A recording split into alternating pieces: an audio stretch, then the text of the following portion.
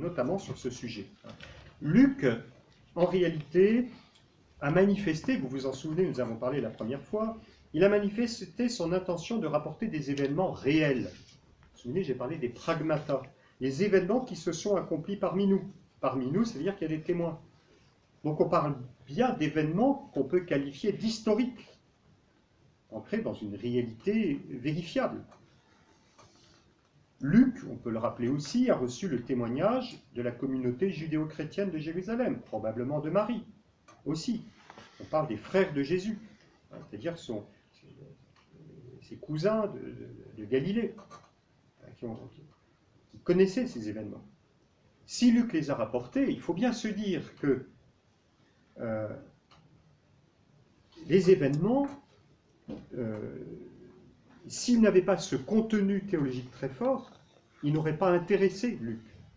Donc c'est bien parce qu'il se passait à travers ces événements quelque chose de tout à fait nouveau que Luc les a rapportés. Mais comment exprimer cette nouveauté?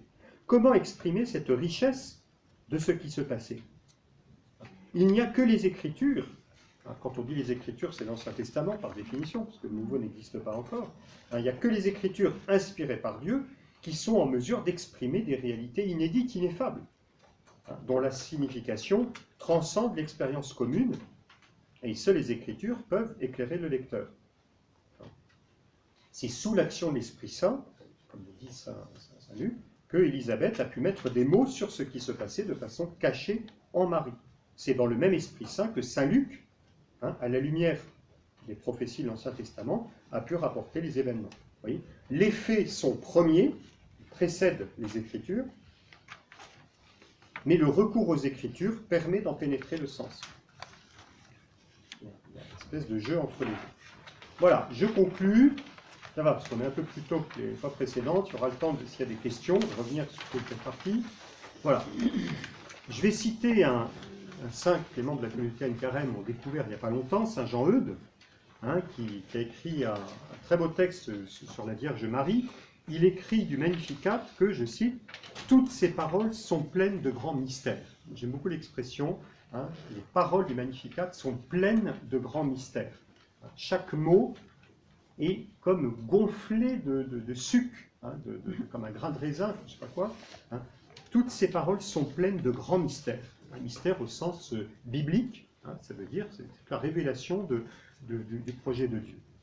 Et saint Jean-Eudes ajoute que le Saint-Esprit a coutume de passer par, je cite, fort peu de paroles, mais qui contiennent une infinité de choses.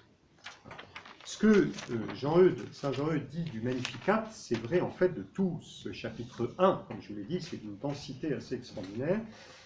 Chaque mot, chaque phrase a une grande densité théologique. Voilà. Vous voyez, c'est un petit peu ce jeu dont je vous ai parlé entre le texte de l'Évangile et le lecteur. Si le lecteur accueille ces paroles dans son âme, dans son cœur, il se passe dans le lecteur aujourd'hui ce qui s'est passé il y a 2000 ans en Zacharie, en Marie, en Élisabeth, c'est l'accueil de la parole du salut, à tel point qu'elle a pris chair dans le sein de Marie. Mais je cite un petit passage de saint Ambroise de Milan, qui développe cette idée très importante pour saint Jean-Eudes d'ailleurs, mais mystique chrétienne, veut dire la parole veut comme naître en nous. Le Verbe veut prendre une nouvelle naissance en nous dès lors que nous la laissons s'imprimer dans notre âme. Voilà, par la foi. Voilà, je m'arrête là. Voilà, après un grand coup de maillet. Oui. J'ai tout entendu. J'ai tout entendu. J'allais attester qu'il n'a pas dormi. Si, j'ai dormi. J'ai dormi. Alors, est-ce qu'il y a une question? Oui. Je ne sais pas si c'est une question. Il me semble que Marie, comme elle était très intelligente et très discrète et très remplie de Dieu, elle a posé une question intelligente à l'ange. Elle a dit, mais qu'est-ce qu'elle a dit? Elle dit, mais comment cela se fera-t-il? Comment cela se fera-t-il? Et or, c'est cette question que Zacharie n'a pas pu poser. Voilà. Et c'est cela que, bon, il a demandé, donne-moi un signe. En gros, voilà. à quoi connaîtrais-je cela? Ça veut dire, qu'est-ce qui me dit que c'est vrai? Voilà, Voilà. voilà pour Marie. Voilà. Donc la question est différente. Voilà. Et Zacharie, voilà, peut-être qu'il n'a pas eu cette question, il n'a pas eu, voilà. Mais c'est pourquoi il a demandé quel signe qui prouvera que c'est vrai. Ah oui. Et c'est à ce moment que l'ange a dit, voilà, si tu doutes, voilà, tu seras mieux. Alors, Donc, il y a certains exégètes qui disent il n'y a pas du tout d'aspect de punition. Non. L'ange dit quand même, tu Oui. n'as pas cru, donc Oui. tu vas te taire. Oui. Mais évidemment, ce n'est pas une simple punition en disant je vais te faire mal. Oui. C'est plutôt, tu n'as pas cru, laisse Dieu prendre les choses en main. Voilà, c'est ça. Voilà. Voilà. On entre dans le silence de Dieu pour que la parole de Dieu puisse être manifestée. Une Oui, assimilation entre la foi et la parole. il y a un lien très fort. Voilà. Et je vous conseille la lecture, alors une lecture absolument admirable à propos de ce passage. Évidemment, le livre est un peu cher, mais c'est le commentaire du Diatessaron de Éphrem de Nizib. Hein, c'est un des plus beaux textes, Éphrem de Nizib, Éphrem le Syrien. Éphrem le Syrien. C'est un des grands pères de l'Église, hein, pas un grand-père de l'Église, des grands pères de l'Église, un Syrien qu'on redécouvre aujourd'hui. Il a une langue très poétique et il a, à propos de ce silence de Zacharie, un texte très très beau qu'on a d'ailleurs dans l'office des lectures, hein, dans l'office. La parole de Dieu est une source inépuisable, hein, aux fruits multiples. Plus tu bois l'eau d'une source et plus la source s'offre à toi, et en la buvant, tu vas pouvoir, tu vois combien cette eau porte des fruits, etc. Voilà. Hein, et il parle de la fécondité de la parole, qui en effet grandit, hein, dans la mesure où ma foi grandit. Hein, à propos du silence de Zacharie. Je pense que Sœur Sophie ou Sœur Agathe ou d'autres connaissent, hein, la parole de Dieu est une source inépuisable. Éphrem de Nizib. C'est au début du commentaire à propos justement de ce passage. Vraiment, vraiment très très beau. Oui. Mon père, d'abord, je vous remercie pour l'exposé. Mais pour faire un parallèle, moi, je remarque que l'annonciation à Zacharie, ça s'est fait dans un lieu saint. Oui. Alors que pour Marie, enfin, on ne sait pas trop, c'est peut-être chez elle. C'est un lieu qui a été sanctifié par la présence, on peut dire, par la présence du Seigneur. Mais un lieu très humble. L'autre chose, en fait, quand je m'intéresse un peu au contenu, Zacharie a demandé un signe. Est-ce que le fait de le rendre muet, c'est pas le signe qu'on lui a donné finalement? Il voulait croire, enfin, il a demandé un signe, on lui dit... On peut le prendre comme ça, mais en tout cas, l'ange ne lui dit pas « je vais te donner un signe ». Mais ça, oui, je pense que c'est pertinent, c'est une remarque juste. Ah oui. N'oubliez pas que je suis infirmière. Pourquoi on a précisé qu'elle est restée 3 mois mariée avec Elisabeth, alors que si c'est 3, ça fait l'accouchement? Oui, c'est ça, oui. Alors, il y a une question d'exégèse qui va se poser derrière, que nous ne poserons pas ici parce que je n'ai pas pris le texte de la naissance de Jean. On raconte donc 6 mois, 3 mois avec Élisabeth, Marie retourne à Nazareth, et après, il y a la naissance de Jean. Alors ça a posé des questions, certains se disent, ben, c'est pas très gentil de la part de Marie de partir juste avant. Alors, il y a 2 explications, j'opte pour une, mais je vous donne les 2.